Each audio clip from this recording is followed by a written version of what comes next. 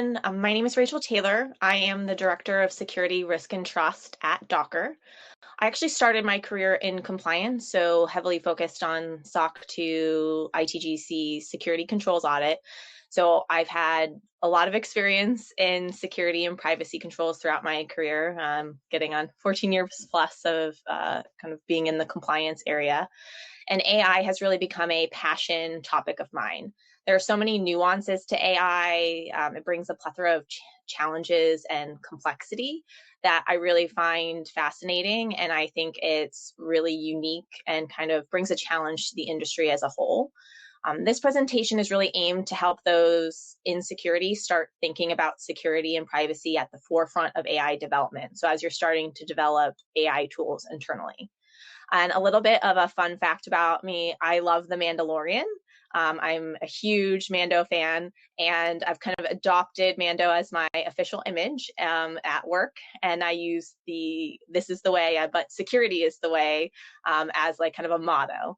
And I just think it kind of brings some fun to security, and you'll see a little bit of how I try to bring fun to security in the presentation.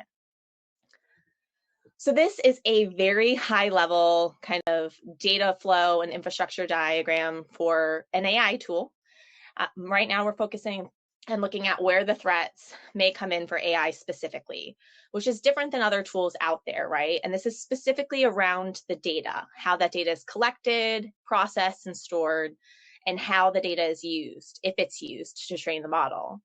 So you'll see here we have a user base, and you'll see there is a malicious actor. And now there's many different ways that a malicious actor could act. And won't be all of them, but these are some of the ones that we're going to cover.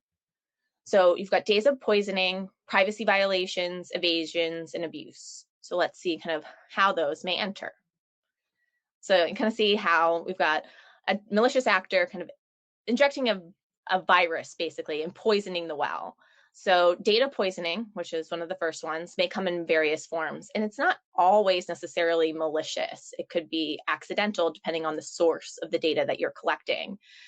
And it's not always kind of easy to detect either. So for example, when AI boom took off, we saw bias and discrimination, right? There were a lot of articles and news articles about ChatGPT and Gemini AI due to the bias and discrimination that was being displayed in those apps. But this stems even more further into how AI has been used historically across like many different organizations. For example, facial recognition software. In 2020, a man was wrongfully arrested because a facial recognition match was false. But the police officers arrested him. He was booked for like 30 hours. And the AI algorithms and ML are used to actually search the human face. So it searches your eyes, your eyebrows, your nose, your mouth, even your iris. So unbiased models and diverse data sets are like very critical. So we have to test for bias. You can also have data manipulation in this category, where an attacker changes the data using malicious data, and that can therefore get downstream and introduce, exploits and other ways for them to get data from your customer base. Privacy violations. This is a really big one. Where are you collecting that data from the user? What fields are necessary? Could you inadvertently be collecting PII or sensitive data? This can relate to data poisoning above, where a malicious actor is actually purposely injecting PII, right, or sensitive information into a data field that you don't expect. And if you don't have controls in place, then you could have PII in an unintended field. That data may later be exposed by the AI system or to the user base. And then evasion is where a malicious actor will attempt to alter an input or change how the system responds to it, altering the model behavior. And that can relate a lot to data manipulation. You'll see there's a lot of crossover sometimes in these techniques. And the last is abuse. How can that AI platform be used? Can be used by malicious actors, just the tool itself. And a really good example is the user. There was a person in Hong Kong who was tricked by an AI deepfake of a Zoom meeting with with coworkers, including his chief financial officer, and he actually inadvertently transferred about $26 million of the company's money to malicious actors. This poses a lot of real threats. So what can we do? So here's an AI data flow with controls. So here you'll see we still have a malicious actor, we still have the user base, but we have 3 new boxes. We have data management, model tuning, and model maintenance. So these are different areas and part of the data lifecycle and how the data flows through the tool, where you can identify bad data and how that data is being introduced. And just for fun, we'll show here we have the malicious actor trying to poisoning the well again, and we have Gandalf in place to say, thou shall not pass, right? You're putting the controls in place so that malicious data, the poisoning of the well, doesn't get further downstream, doesn't end up in production. So now we're going to dig into those 3 areas in more detail. So data management. What data do you need to collect to train the model? So when you're developing AI tools, you want to think about who is your audience. Are you using this internally? What data is sensitive to your organization? Are you using this for a user base? What data is sensitive to them? So I'm going to dive into a few examples, and I'm going to use these 2 examples throughout this presentation to highlight kind of one tool that has a very targeted user base and then one tool that has a more broad user base. So for the first example, if you have an AI tool that is meant to be used in doctors' offices, right, hospitals, you name it, to help doctors diagnose symptoms faster, right, with a condition, by compiling a database of those symptoms and those confirmed diagnoses, you know what sensitive data is there, right? There's a lot of PII and sensitive PII associated with healthcare. You've got your full name, your birth date, social security number. You don't need the PII for these users, right? You can assign them a unique identifier and like tie that to the doctor's office. But you may need some sensitive information like demographic information and age of that user in order to adequately use this information downstream to help other potential patients. But here you can really clearly identify what is sensitive and what is not.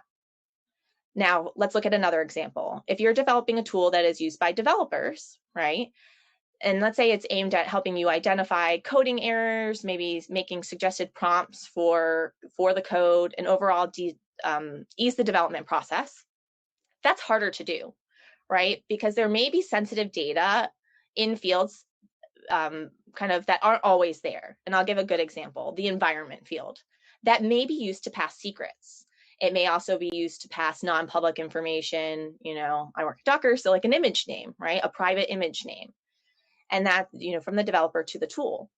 But in those use cases where it's not easy to identify what's sensitive and what's not, you have to take a deeper look and develop additional controls in these areas. And that's why it's really critical for security and your compliance teams to be involved at the forefront of the development process. Identify what data fields need to be collected. How do you prevent the unneeded data from being stored and processed by that tool? So now let's go into how you can do this in practicality. So what checks and balances do you have in place?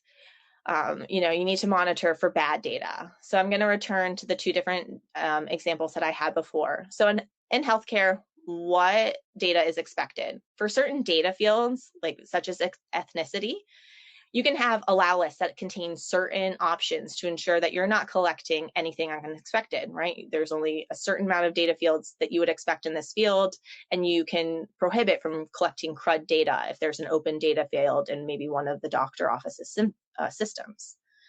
And then for developer tools, you don't want it to be trained on malicious code. For example, you could have a deny list here, and you don't want the model to learn how to code without sanitized inputs, right? You don't want to have an open variable that leads you to SQL injection.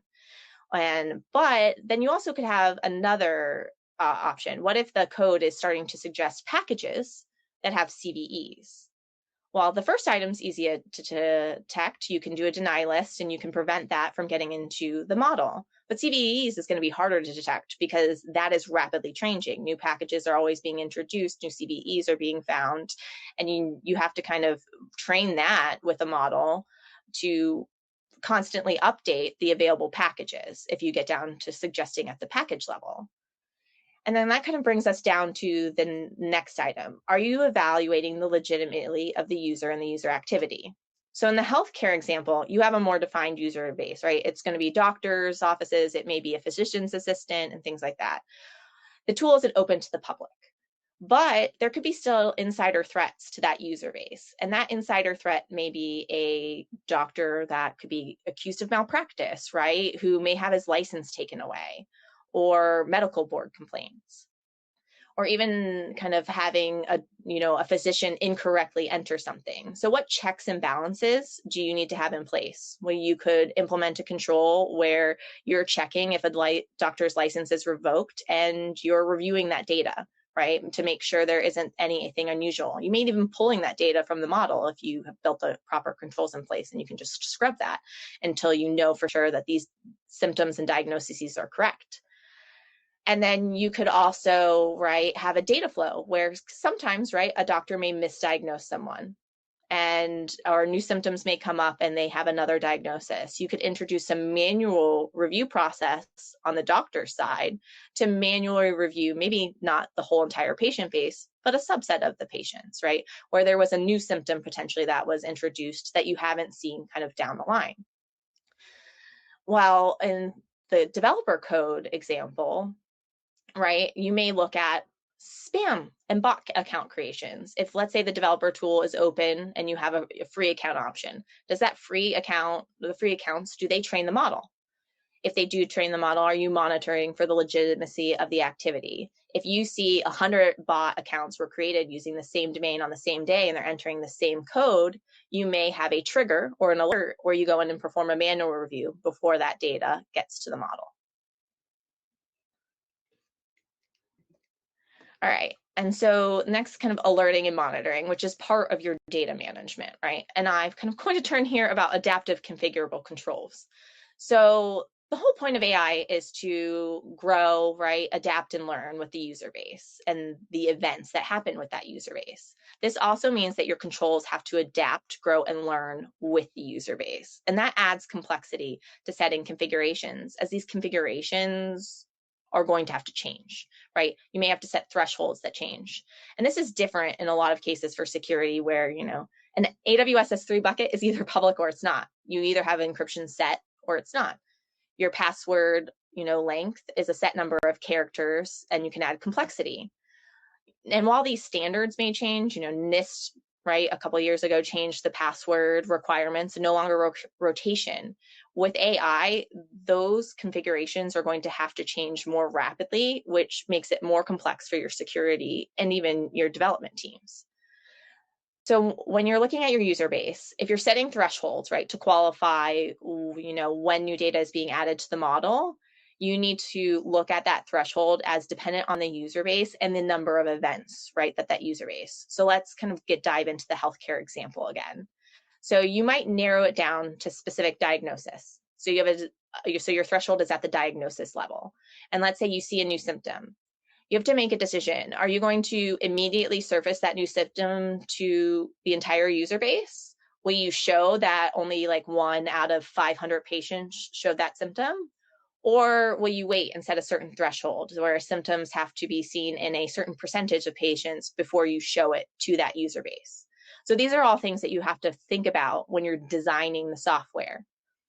And then for the developer tool example, when new code is like modeled as part of a prompt, like what is that new code like added to the model? As when is that going to happen? Is there a certain threshold for that? Or a new variable, a new command? Is it a one-off? Is it tied to bot accounts and potentially could be malicious? If you see it 100 times, is it going to be added?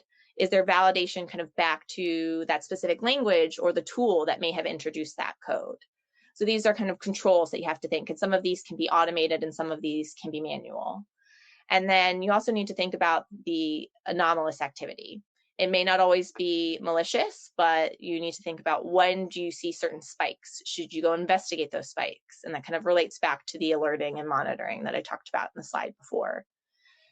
And then it's kind of just as you're evaluating these different controls, it's like really, really important to kind of just think about what the specific scenario is for your tool, right? Each tool and each kind of user base is going to bring its own complexities, and identifying kind of the data sets where that can be abused, right, will really help you in kind of deciding where the thresholds should be and where the kind of controls should be. Right. So model tuning and maintenance. So this is further downstream, right? Yeah, it's kind of after data has been introduced to the training model. It's past the first blocker. It's past Gandalf. So now you need to, right, introduce controls that look at it later on. So kind of two areas are model tuning, where you may just be tuning the model before it gets to production, but you also may be doing model maintenance, which is where it's oft after already been introduced to in production, and you still need to review the data. So you want to make frequent reviews of data to be implemented, and you want to scan the data to identify, especially if sensitive data has been in here. So that could be PII, that could be passwords, configurations. It could be potentially, in the healthcare example, a sensitive data field, so social security number or somebody's, name, date of birth, depending on what your tool is. Maybe that made it in a different field that was a string variable where you expected an exact variable instead. So when you identify kind of new data within the model, you need to kind of ask yourself a series of questions. If this was unexpected, why? Do you have logging and controls in place where you can tie this back to a specific user and a specific prompt? Do your algorithms need to be ingested? Does the model data need to be adjusted? If you found, something that shouldn't be in your model, do you need to go and then scrub that data from the model? Do your data management controls need to be adjusted? So where Gandalf was blocking, maybe you need some additional controls there. So this could be updated to allow list, deny list. You can update how data is scrubbed, redacted, or hashed before it gets into, right, your training model database. And do you need to update user information transparency on the data collected, right? Maybe this specific streaming is expected, but you didn't realize in all situations that this data could be passed. So, and it may be expected and you need it to, right, adequately provide the prompt back to the user in the developer situation. So then you need to make sure you're disclosing this back to the community, and you have the appropriate privacy controls in place and appropriate terms, right? Your contracts with your customers need to be updated to reflect this. And then scrubbing the data. I want to make sure you have controls in place that you can scrub the data in narrow situations, because a last resort is resetting the model. You don't want to reset the model. You're going to lose a lot of valuable intel if you reset it and cannot kind of get that intel back. So if you can isolate through logging, through customer isolation within your environment, then you can detract. But one of the things you are going to have to consider is, if bad data got to production, who saw that? Do you have to disclose anything to your customers? Do you need to issue a warning? If there was a PII leak, you have to disclose that. So there are certain things that you have to be able to trace back in order to appropriately follow those controls. Okay. So in summary, really security begins in design.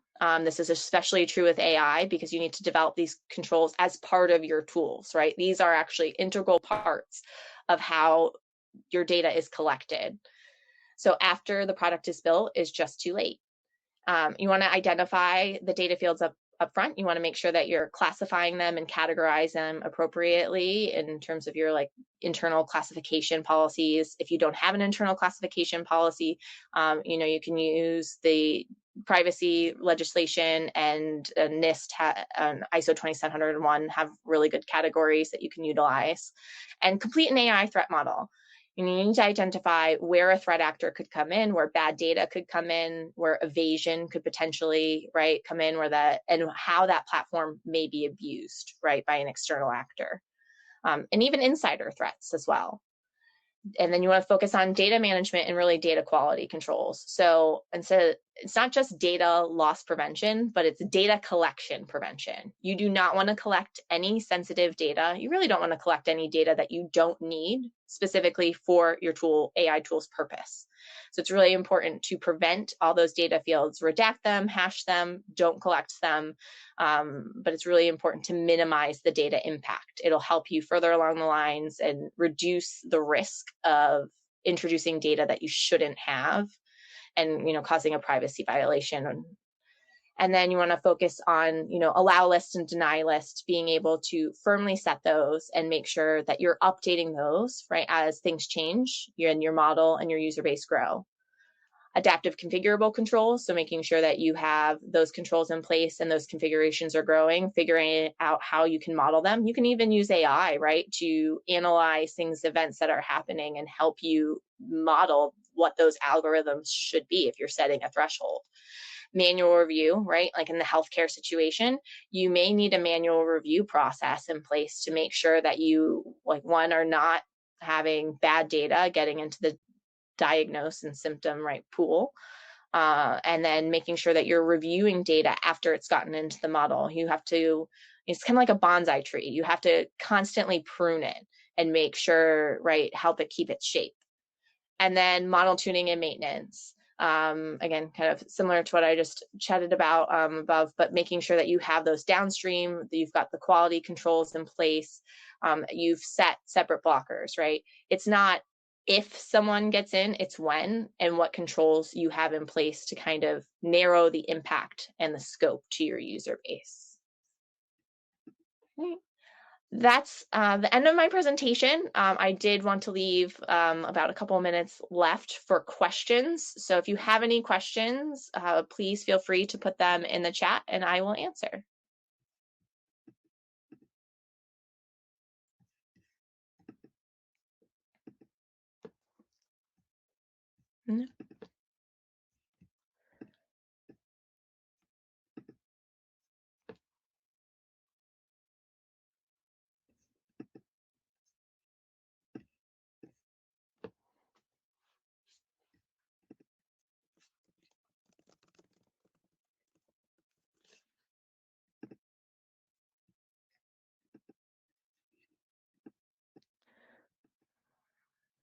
Right, I don't see any questions so far. Don't be shy. I can talk a little bit, I guess, about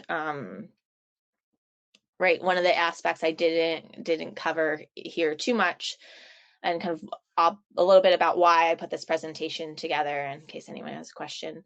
Right, a lot of the focus on the AI specific kind of security control recommendations and kind of best practices, and even the AI regulations have really focused on secure software development lifecycle.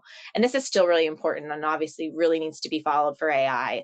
But my frustration was I didn't see any tactical kind of information or recommended control sets really for how to address the risks in early development, and kind of what we talked about here in terms of data management, right, model tuning and model maintenance.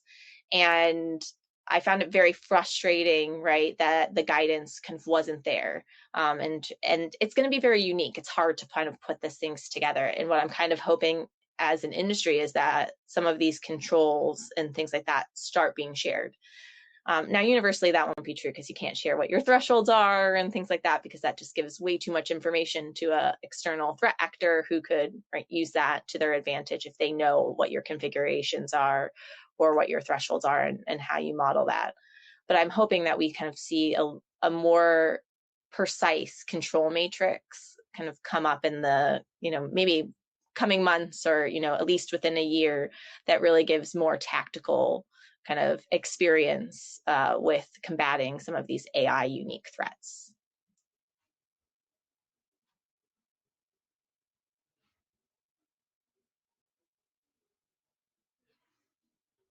All right, well, thank you everybody for coming today.